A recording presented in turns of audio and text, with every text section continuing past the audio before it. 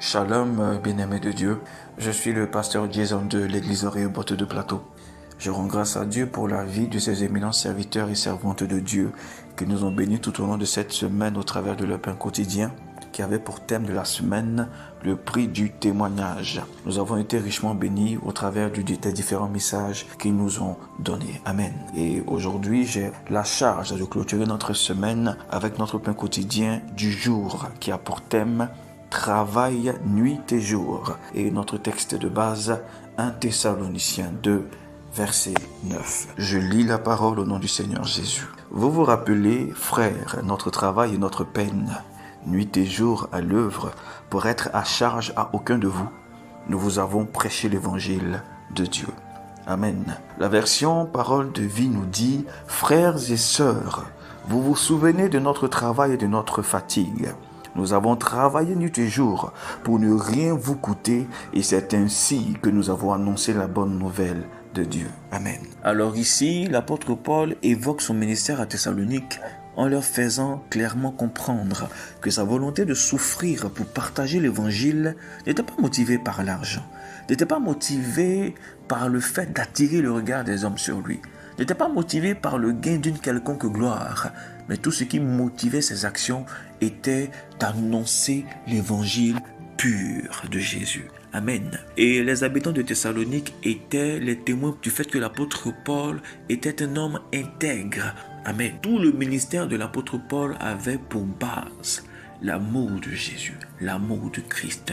Il aimait tellement le Seigneur, il aimait tellement Jésus qu'il ne pouvait s'empêcher d'annoncer la bonne nouvelle, qu'il ne pouvait s'empêcher de se battre pour rester intègre, qu'il ne pouvait s'empêcher de dire à quelqu'un combien de fois Jésus avait payé le prix pour le salut des hommes. Et son ministère attire mon attention sur l'amour que nous portons pour le Seigneur. Si nous n'arrivons pas à parler de Jésus autour de nous, si nous n'arrivons pas à partager la parole, si nous n'arrivons pas à nous battre, à faire violence sur nous-mêmes, afin d'être intègres, cela montre quelque part que nous n'avons pas un amour suffisamment grand pour le Seigneur. Amen.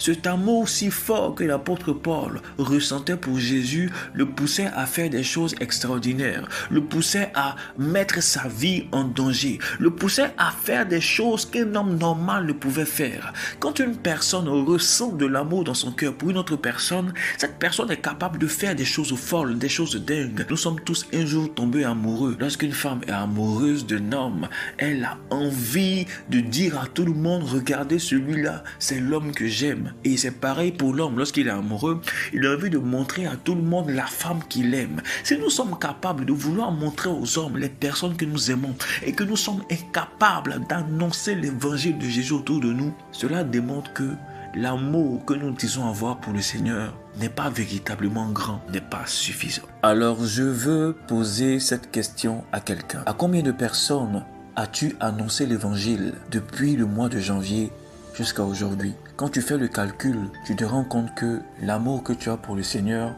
n'est pas véritablement grand. Parce que je sais que tu étais capable de sauter des clôtures pour aller voir l'homme ou la femme que tu aimes.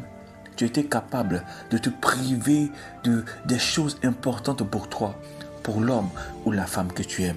Tu étais capable de faire des efforts surhumains pour l'homme ou la femme que tu aimes. Mais pour le Seigneur, lorsqu'il s'agit ne serait-ce que d'annoncer l'évangile, lorsqu'il s'agit que de dire à une personne que Jésus l'aime, lorsqu'il s'agit de dire à une personne, sors des voies dans lesquelles tu te trouves et donne véritablement ta vie à Jésus, nous sommes incapables de le faire. Lorsque nous n'arrivons pas à nous battre afin d'être intègres et que le regard des autres sur nous est un regard d'admiration car ils peuvent se dire, cet homme, cette femme est véritablement un enfant de Dieu, que ceux qui marchent autour de nous donnent un bon témoignage. Cela veut dire que notre amour pour Jésus n'est pas véritablement sincère et cela veut dire que nous utilisons même le nom de Jésus dans le but de gagner certaines choses. Nous devons travailler nuit et jour afin de pouvoir propager l'évangile de Christ. Nous devons payer un grand prix, le prix du témoignage, le prix de l'intégrité, afin que l'évangile de Jésus soit propagé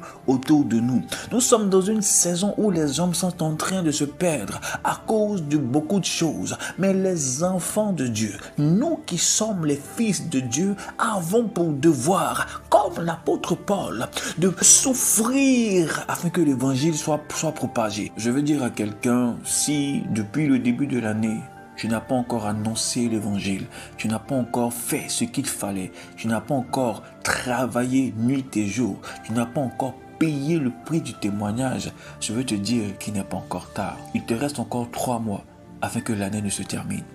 Alors je veux que pour ces 3 derniers mois qui restent, que tu puisses démontrer au Seigneur combien de fois tu l'aimes en annonçant l'évangile autour de toi. Que tu puisses démontrer au Seigneur combien de fois tu l'aimes en t'arrangeant à être intègre afin que toutes les personnes qui t'entourent n'aient pas un mauvais témoignage de toi. Je t'encourage ce matin à aimer Jésus aussi fort qu'il nous a aimés, aussi fort que l'apôtre Paul l'a aimé, afin de pouvoir faire des exploits pour l'évangile. Que le Seigneur te bénisse. Shalom.